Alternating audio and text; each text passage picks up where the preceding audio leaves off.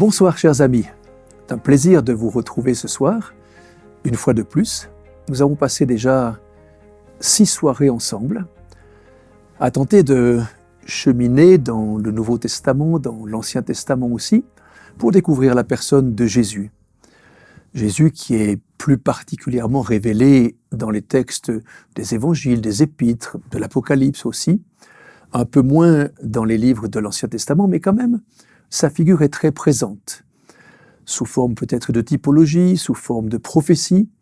Et nous avons essayé de voir comment les auteurs du Nouveau Testament ont été influencés et ont pris parfois comme source les textes de l'Ancien Testament pour écrire ce qu'ils ont écrit.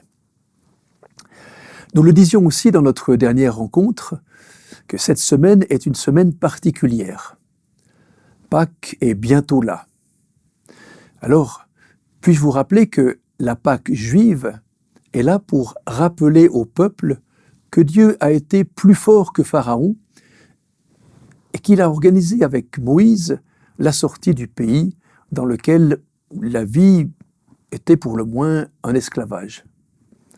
Pour le chrétien, Pâques prend une dimension nouvelle. Je ne dis pas qu'elle annule cette idée de la sortie de Pâques, mais il y a un supplément, et pas des moindres. Certes, l'idée de la libération d'Égypte est là, elle est inscrite dans les textes de l'Ancien Testament, mais elle dépasse de beaucoup l'idée d'une libération physique, cette Pâque chrétienne, d'un lieu de détention pour ouvrir un chemin nouveau, grâce à une alliance nouvelle. La Pâque chrétienne, elle commémore la mort et la résurrection du Christ, venu comme un esclave, nous l'avons dit, pour libérer les humains, qui le veulent bien, de cet esclavage, cette fois-ci non plus d'un pays, mais du péché. Les Hébreux sont libérés de l'esclavage d'Égypte, Jésus nous libère de l'esclavage du péché. Et nous avons vu de nombreux textes qui parlent des souffrances du Christ, de sa mort, en particulier dans le chapitre 52 et puis 53 d'Ésaïe. Le mot Pâques a donné lieu à de nombreux sens, mais celui qui est le plus souvent retenu est celui de passage. Le récit de l'institution de la Pâque se trouve dans le livre de l'Exode au chapitre 12, le livre de la sortie. Et lors de cette fête, et parmi d'autres choses à manger, un agneau était sacrifié. Là encore, le Jésus du Nouveau Testament est typologiquement annoncé par l'agneau pascal de l'Ancien Testament, que nous avons d'ailleurs déjà rencontré dans le texte du prophète Ésaïe, au chapitre 53, et en particulier au verset 7. Malgré les mauvais traitements que les hommes lui ont infligés, il n'a pas ouvert la bouche, disent les textes, comme une brebis muette. Il y a toutefois une différence là dans le texte, une différence essentielle entre l'agneau de l'Ancien Testament sacrifié lors de la fête de Pâques et Jésus appelé par Jean le baptiseur l'agneau de Dieu qui ôte le péché du monde. Le sacrifice, nous l'avons déjà dit, n'est pas le même. Celui de Jésus est existentiel. Il s'est incarné, il a quitté son lieu de vie divin pour vivre dans un lieu de vie carcéral, littéralement, sur la terre. Il ne peut donc pas rester dans la mort, ce Dieu, Jésus. Il s'agit d'un agneau vainqueur. Il suffit de relire l'Apocalypse de Jean pour s'en convaincre. Jean présente Jésus comme un agneau vainqueur et non vaincu, parce que c'est lui qui a mis fin au règne de la terreur. Et les récits des évangiles forment un tout. Chacun des 4 présente à sa manière les faits et gestes du Maître. Certains étaient disciples de la première heure, d'autres pas. Leurs origines sont différentes et leur regard sur la société, elle aussi, est différente. Leurs dires se complètent et ne s'opposent pas. Ils ont écrit leur récit après la résurrection de Jésus, à des dates bien différentes. Leurs sources d'information étaient elles aussi multiples. Ils connaissaient les textes de Moïse, les textes des prophètes, les textes des psaumes, et sans doute l'ensemble de la littérature de l'Ancien Testament. Ils se sont renseignés dans des traditions orales, dans des traditions écrites. Les uns mettent l'accent sur certains détails géographiques, chronologiques parfois, sociologiques. Les autres insistent plus sur les questions religieuses qui sont débattues à leur époque. Mais tous, à leur manière, disent l'histoire de l'homme Jésus, en même temps Dieu, qui est venu pour délivrer des humains de l'esclavage diabolique. Ils mettent l'accent sur un épisode de la vie du Maître avec ses disciples qui imprimera des rites religieux dans les communautés chrétiennes. Je veux parler, et je vous l'annonçais hier soir, du dernier repas du Seigneur. Celui pris juste avant son arrestation, son jugement sommaire et sa condamnation à mort. 4 regards sur un même repas. Il faut ajouter encore un regard, celui de l'apôtre Paul. Cela fait 5 récits du même événement. Paul sera le premier à rédiger ces textes et il insiste beaucoup sur l'importance de ce repas lorsqu'il écrit à l'église de Corinthe. Pourquoi ? Parce que, semble-t-il, les Corinthiens n'avaient pas bien saisi le sens profond d'un tel repas. C'est ce que Paul dit, en tout cas, au chapitre 11 de cette première lettre qu'il leur écrit. Il dit ceci, « Lorsque vous vous réunissez, ce n'est pas pour prendre part au repas du Seigneur, car au moment de manger, chacun se hâte de prendre son propre dîner, de sorte que l'un a faim, tandis que l'autre est ivre. » Matthieu, Marc et Luc disent la même chose, à peu de choses près, de ce repas. Jean, par contre, met l'accent sur ce que les évangiles synoptiques passent sous silence. Je veux parler du moment où Jésus lave les pieds de ses disciples. Il est vrai que Jean ne commente pas les symboles du pain et du vin au même moment que ses autres collaborateurs, Matthieu, Marc et Luc. Et pourtant, ces symboles sont longuement commentés dans le chapitre 6 de son évangile. Certaines familles du christianisme n'ont pas cru nécessaire de se souvenir de l'épisode du lavement des pieds à l'occasion du dernier repas. D'autres associent ce moment au repas et pratiquent ce geste au début du repas. C'est ce que nous avons choisi de faire et c'est entrer finalement dans les mœurs de notre Église. L'évangéliste Jean, lui, il est présent lorsque Jésus surprend tout le monde alors qu'il se défait de ses vêtements qui le gênent et qu'il prend de l'eau, qu'il lave les pieds de ses disciples, les uns après les autres. Le moment est pathétique. Plus d'une larme a dû couler sur les visages de ce petit monde venu pour fêter la Pâque, et plus d'une incompréhension a dû jaillir dans les esprits de ses disciples. Le début du chapitre 13 de l'évangile de Jean rapporte les sentiments de Jésus pour les siens propres qui sont dans le monde. À 2 reprises, en une seule phrase, Jean mentionne l'amour du Maître pour les humains. Il dit « Il mit le comble à son amour pour eux », dit la fin du verset 1er. Il les aima littéralement jusqu'à l'extrême, dit d'autres traductions. Ou bien, il les aima jusqu'à la fin. C'est le mot « télos » que Jean utilise, qui peut se traduire par la fin, le but, sans cesse, mettre le comble à quelque chose. C'est vrai que ce petit mot indique qu'il n'est pas possible d'aller plus loin. Le plus loin n'existe pas. Certains commentateurs voient dans le texte qui présente ce moment du lavement des pieds un exemple d'humilité que le Maître donne à ses disciples. Il est vrai que, logiquement, et dans la tradition de l'époque, c'est l'esclave qui lave les pieds du visiteur. Et là, Jésus inverse les rôles. L'interprétation de la notion d'humilité nous vient peut-être de la lecture que nous faisons de cet épisode ayant à l'esprit ce que l'apôtre dit aux Philippiens concernant l'abaissement de Jésus. Vous vous rappelez, Philippiens chapitre 2. qui invite les membres de la communauté de Philippe, qui sont au nord de la Grèce, à être humbles, à regarder les autres comme étant au-dessus d'eux-mêmes. Puis il donne de l'exemple de Jésus, qui vivait en condition divine, qui s'est abaissé pour vivre alors en condition d'esclave de l'humanité. C'est-à-dire qu'il est descendu jusqu'à nous, dans ce monde de déchéance, de pauvreté, de douleur et d'injustice. Oui, il est venu vivre dans notre petitesse, de divin qu'il était et qu'il est.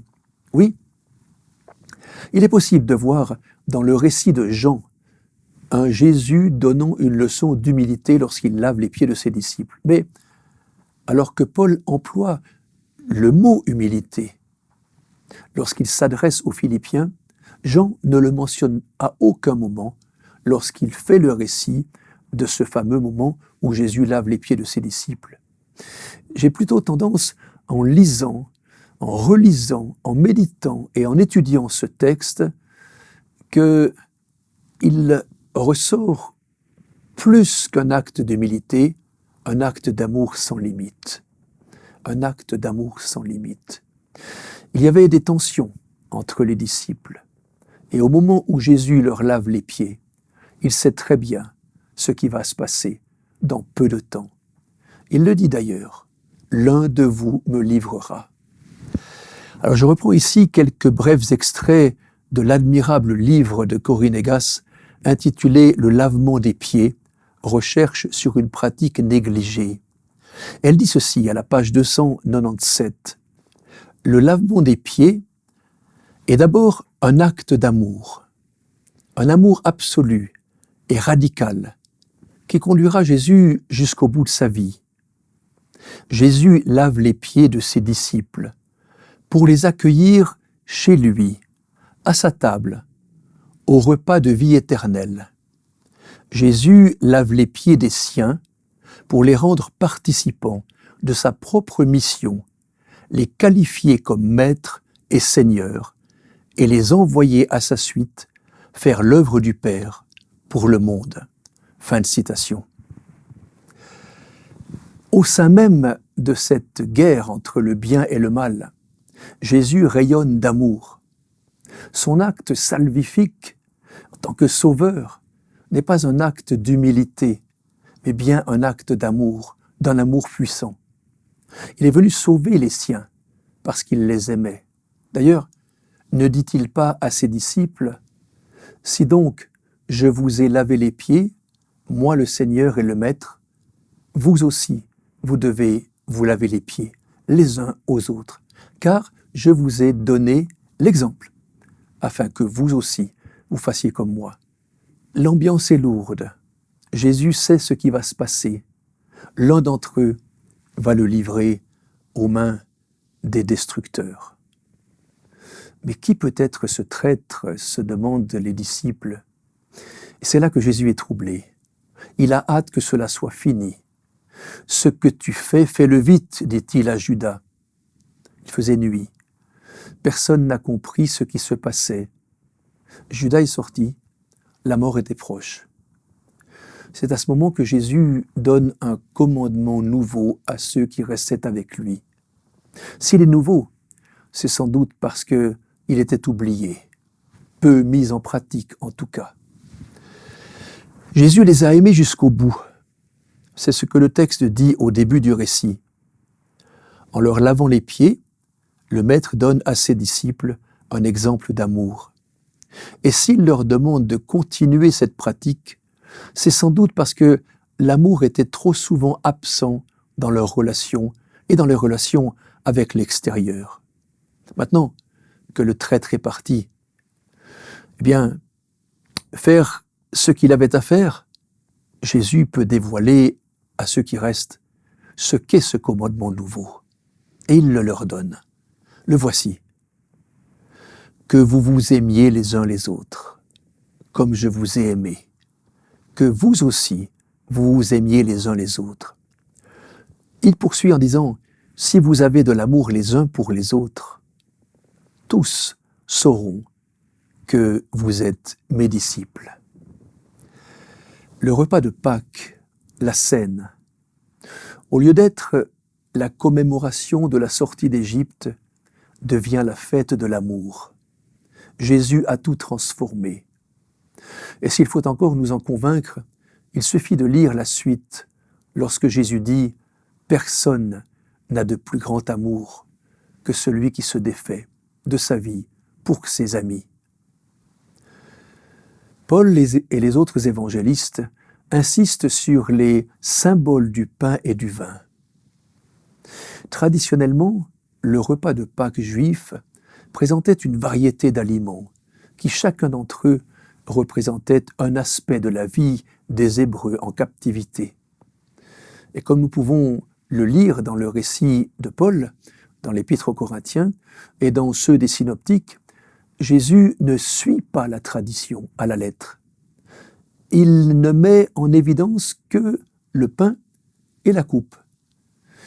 Une coupe, devrais-je dire, parce que il y en a plusieurs de ces coupes. Laquelle a-t-il pris? On n'en sait rien.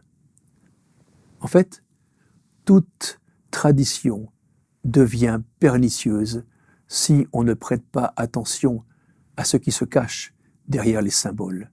Et c'est peut-être ce que Jésus secoue ici, c'est la tradition, pour dire il y a quelque chose d'autre qui se cache derrière les symboles que vous avez préparés sur le plateau de la Pâque. Rien de tel que de sortir d'une tradition pour commencer à réfléchir. Alors, Jésus désigne le pain comme représentant son corps. Avant de le partager, il prie. Matthieu et Marc disent qu'il prononce la bénédiction. Littéralement, il dit du bien à propos de ce pain, poussant sans doute ses disciples à entrer dans une réflexion spirituelle, plutôt que de fêter un événement vieux de plusieurs siècles, celui de la sortie d'Égypte. Luc et Paul, eux, font partie, on peut dire, d'une autre tradition. Ils disent qu'avant de partager ce pain, Jésus a rendu grâce, c'est-à-dire il remercie. C'est peut-être là aussi un moyen d'inviter ses disciples à comprendre ce que signifie le don de sa vie. Puis il prend l'une des coupes qui se trouvait sur la table, peu importe laquelle. Les textes ne disent rien à ce sujet. À nouveau, il rend grâce, il remercie, puis il donne la signification de cette coupe qu'il présente. Personne ne pouvait se douter de ce sens nouveau et inédit qu'il allait donner à une coupe qui devait représenter un événement de l'histoire d'Israël. Cette coupe, dit-il, c'est mon sang. Le sang de l'Alliance, disent Matthieu et Marc. Le sang de l'Alliance nouvelle, disent Luc et Paul. Et puis, chacun va commenter cette coupe.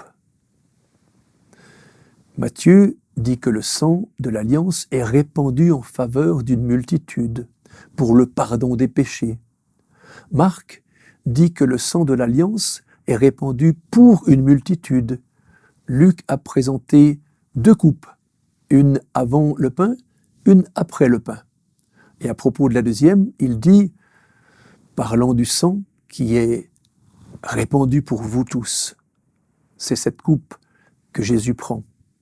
Paul, faisant parler Jésus, dit « Faites ceci en mémoire de moi ». Luc l'avait dit à propos du pain. Donc les 4 évangiles rapportent un récit de manière unanime, avec des termes un peu différents.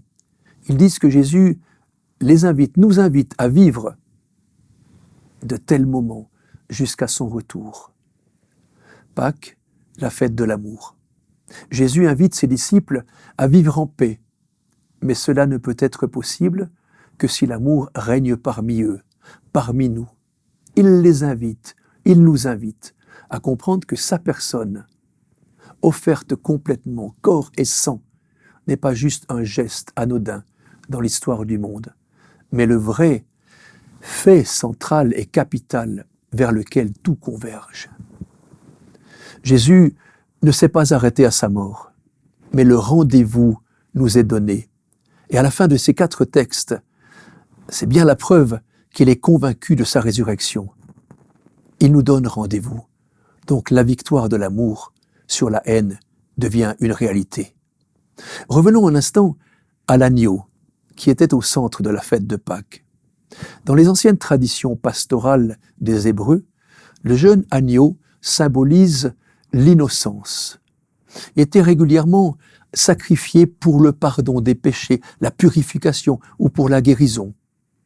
On le trouve ainsi dans le rituel annuel de la Pâque, à nouveau dans l'Ancien Testament, dans le livre de l'Exode au chapitre 12, fête qui commémorait cette fameuse sortie d'Égypte. Dans le Nouveau Testament, l'idée de l'agneau est présentée dès le commencement du ministère de Jésus sur la terre. Dès le début de son évangile, l'apôtre Jean, rapporte les paroles de Jean le baptiseur concernant Jésus. Il dit « Voici l'agneau de Dieu qui enlève le péché du monde ». Le mot agneau, mis en relation avec Jésus, apparaît 29 fois dans l'Apocalypse. Et les prophéties de Daniel et de l'Apocalypse présentent de nombreux animaux symbolisant des puissances politiques et religieuses. Un agneau est tout sauf puissant. Or, pour représenter la puissance divine à l'œuvre, Jean est invité à l'exprimer au travers de l'un des animaux les plus faibles et sans défense. A contrario des autres animaux présentés, l'agneau n'est pas un prédateur. Il est le suiveur docile d'un berger et aussi celui qui est offert en sacrifice pour l'obtention du pardon des péchés. C'est donc l'une des créatures les plus douces, les plus faibles, les plus douces. Ne dit-on pas doux comme un agneau? Le défi est lancé. Le ciel choisit la douceur et l'amour pour combattre la brutalité et la haine. Ces petits animaux, comme les moutons, les brebis, sont ceux généralement offerts en sacrifice. Ils sont sans défense. Ils doivent être sous la protection d'un berger, sans quoi ils sont en danger. Mais l'agneau tel qu'il est présenté par Jean n'est pas victime de ses bourreaux. Il est au contraire rempli de puissance, cet agneau. C'est le paradoxe. Cet agneau avait 7 cornes, 7 yeux, qui sont les 7 esprits de Dieu, qui sont envoyés par toute la terre. Jean ne présente pas à ses lecteurs un agneau vaincu, sans force, et soumis à ses adversaires. L'image peut être trompeuse, et c'est sans doute la raison pour laquelle il fait mention de cornes et d'esprit, de puissance. L'agneau est victorieux. Non seulement il revient à la vie, mais son retour à la vie est le signal de la victoire sur l'ennemi. C'est ainsi que l'annonce de la résurrection eschatologique est faite. Celui qui semblait être le plus faible est finalement le vainqueur. La victoire est acquise, le salut est offert par l'agneau à une foule innombrable qui dépasse les frontières politiques et ethniques. L'amour a été la force de l'agneau qui fait corps avec Dieu. Le sang de l'agneau est ici symbole du salut gratuit, offert à celles et ceux qui acceptent de porter ces fameuses robes blanches, elles-mêmes symboles du salut accordé par l'agneau sans mérite personnel. C'est la victoire absolue et indiscutable. L'agneau est au milieu du trône et il conduit le peuple dans les sources d'eau vive. Allusion, là aussi, au psaume 23. C'est le moment où Dieu essuiera les larmes de souffrance. Le mal ne sera plus. La victoire de l'agneau se voit de partout, lorsqu'il se tient debout sur la montagne de Sion, par exemple. Il est là, avec l'ensemble des humains, arrachés aux griffes de l'ennemi. Ils ont suivi l'agneau partout. Ils appartiennent dorénavant et définitivement à cet agneau vainqueur. La nouvelle alliance, attestée par le sang de l'agneau, crie les bienfaits de Dieu pour un peuple condamné, mais désormais gracié, sauvé. La raison de la victoire est liée au fait que l'agneau est le Seigneur des seigneurs et le roi des rois. Des siècles avant la rédaction de l'Apocalypse, le prophète Ésaïe annonçait la naissance de ce Sauveur en disant « Un enfant nous est né, un fils nous est donné. Il a la souveraineté sur son épaule. On l'appellera du nom de conseiller étonnant, de Dieu héros, de Père éternel, prince de paix. Oui, ce conseiller étonnant, ce Dieu héros, ce prince éternel, ce prince de paix n'a pas été reconnu par les humains. Il était l'homme de trop. Il était le gêneur. Alors, il a été mis à mort. Mais il est revenu à la vie, et nous avec lui. Eh bien oui, nous avec lui. Et c'est précisément le sujet que nous aborderons dans notre dernière rencontre demain soir. Celui qui a été mis à mort est ressuscité, et en même temps, il nous ressuscitera au dernier jour. Voilà le message de Pâques. Quelle merveilleuse espérance, un acte d'amour absolu.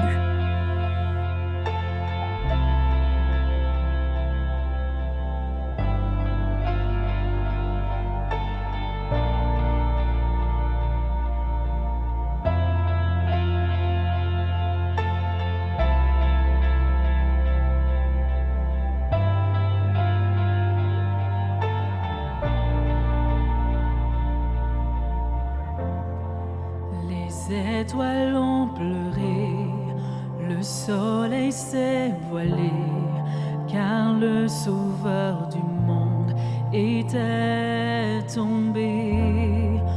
Son corps sur une croix, son sang versé pour moi, sur ses épaules le poids de nos péchés.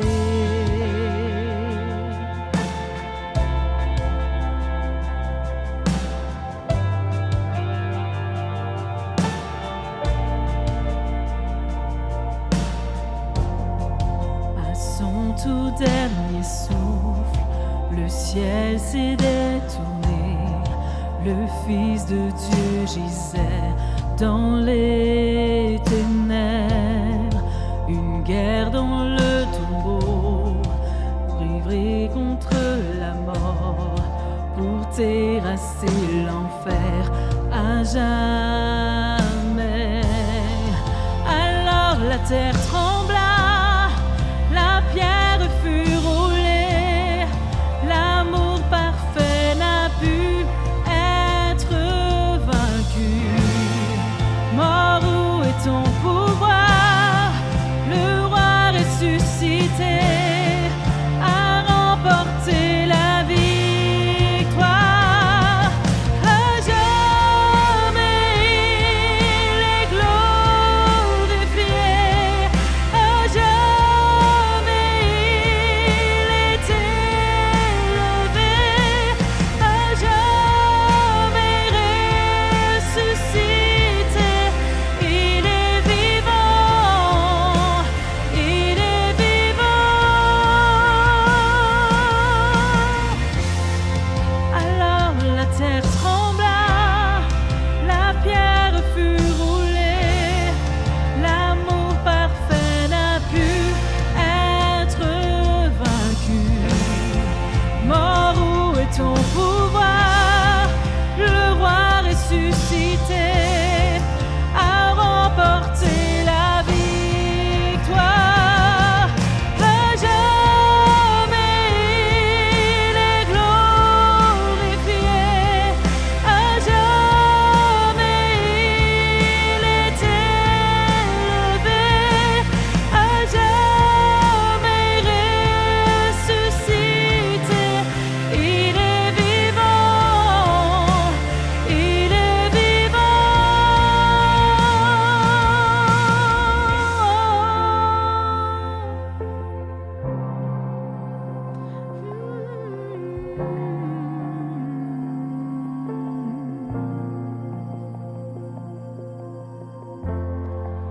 Chantons Alléluia, chantons Alléluia, chantons Alléluia. L'agneau a triomphé. Nous chantons Alléluia, nous chantons Alléluia, nous chantons Alléluia. L'agneau a triomphé. nous chantons Alléluia, nous chantons Alléluia, nous chantons Alléluia, l'agneau a triomphé, nous chantons Alléluia, nous chantons Alléluia, nous chantons Alléluia, l'agneau a triomphé, nous chantons Alléluia, nous chantons Alléluia, nous chantons Alléluia, l'agneau a triomphé. À jamais il est glorifié, à jamais il est élevé, à jamais ressuscité, il est vivant, il est vivant. À jamais il est glorifié, à jamais il est élevé, à jamais ressuscité, il est vivant, il est vivant.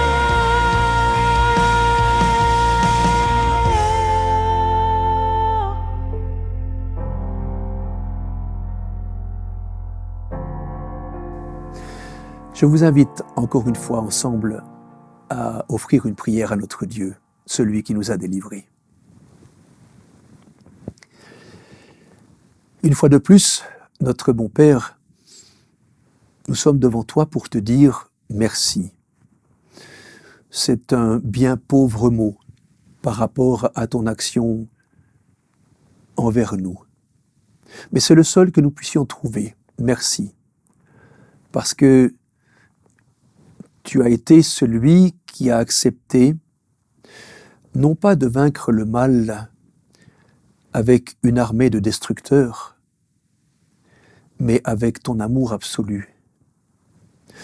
Merci parce que Jésus, appelé agneau, en conformité avec ce que l'Ancien Testament appelait déjà et vivait déjà avec les agneaux qu'on immolait, mais Jésus, même s'il a ce titre d'agneau, il n'est pas un agneau vaincu. Il est revenu à la vie, grâce à l'arme de l'amour. Et nous te remercions pour cela. Nous voulons aussi te dire que nous attendons ce retour le plus rapidement possible. Merci de nous donner cette force et cette confiance en toi. Au nom de Jésus. Amen.